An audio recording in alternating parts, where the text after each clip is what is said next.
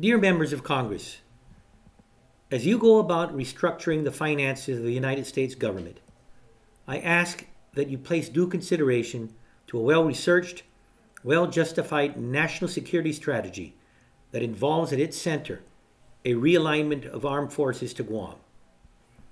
As it has been planned for the past decade, it is central to the United States and global security for the next century. The outcome of this strategy will sustain our security well beyond the effects of the current budget malaise in Washington. I appreciate what you and the President are doing. You're trying to make very hard decisions that will keep the people's federal government solvent for generations to come. The question we as Americans ask is this: is our security priceless? Well, there's a simple answer to this. Of course not. Otherwise, cutting the security budget wouldn't be a debate in Congress. What then lingers is, how much is Congress willing to invest to keep the American people safe? How much will Congress invest so that future generations won't be burdened with expensive mistakes made today? The funding constraints should not be limited to what is happening now. It should anticipate how the decisions made today will affect the spending in the future. And I know Guam is far out of sight and out of mind for many Americans, and perhaps for many congressmen and senators as well. But I think it's important that you know why Guam has always been important to the country. Yes, we contribute. Yes, we are loyal and proud Americans, grateful for our citizenship and our inclusion into the Union, albeit through an unincorporated territorial status. But from the conquest of Guam in 1898 from Spain, it's been clear that Guam is critical to American interests because of its location. Guam may be 12 hours flight from Los Angeles, but in our backyard is the fastest growing region in the world. And this includes some of the greatest threats to American security.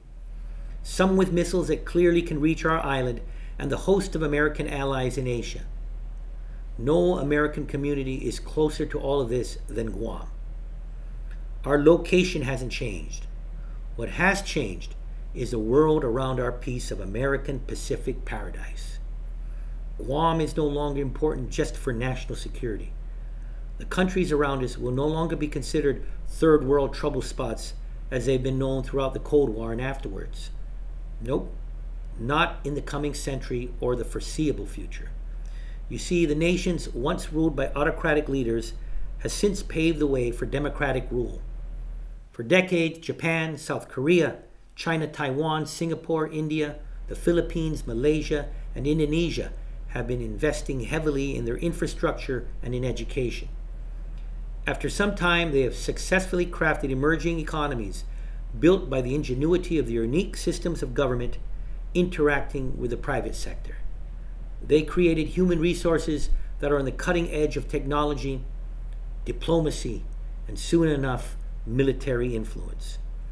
The emerging economic powers of the world are right in our backyard, and because of the huge U.S. trade deficit, they are holding mountains of U.S. money. Our country imports Asian goods faster than we can export them. That trend can continue, or we can start reversing it by breaking the link in that chain. We can begin to send more Asian capital to America through the center of its Pacific connection, Guam. From our shores, we can export tourism, fiber optic connectivity, transshipment of Asian goods, and much more.